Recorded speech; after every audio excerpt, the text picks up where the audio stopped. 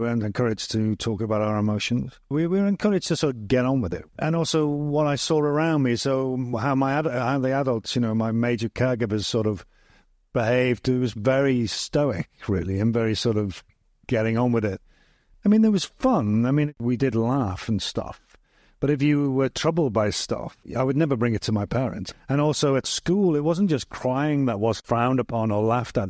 Actually trying, putting your hand up in class and saying, oh, I know the answer to that. That was death. You get your head kicked in for something. So the whole thing was, my school was, the reason I'm an actor was I saw Kes when I was a kid. I saw that film and I went, how the fuck do they do that? That's my school. They're my people. They're exactly like the lads in my school. And they've reflected this on film. And that question of how do you do this took me into wanting to be an actor to solve that problem. But that school in Kes is just like the school I went to. The teachers were bullies, the lads were bullies. There was no sort of idea of safety.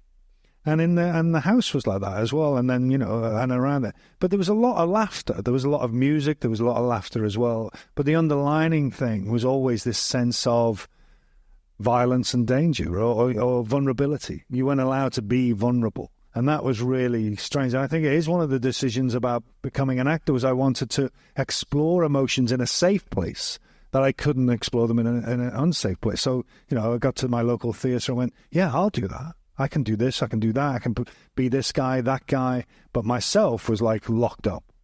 And it took me a long time. I mean, if I'm honest, it's still taking me a lot of time to sort of unpack all that and see where I am, and that idea of what a man is and what you're supposed to be revealing and what you're told right to talk about.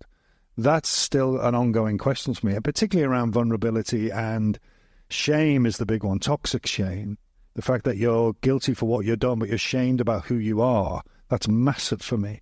And I'm working through that all the time. Yeah. Do you pass that on to, you said you've got boys, do you pass that on to... Yeah, I belt them all the time. I say, well, don't bring your problems to me. Yeah. Tell your mother.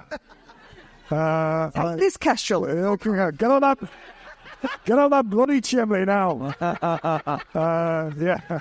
No, I don't actually. But I'm a bit like David. I sort of do the opposite with my kids now. I sort of cry all the time and sort of, John Lewis advert. Get lost. I mean, I watch that and I'm in buckets and my lads and my daughter like, Dad, will you stop it?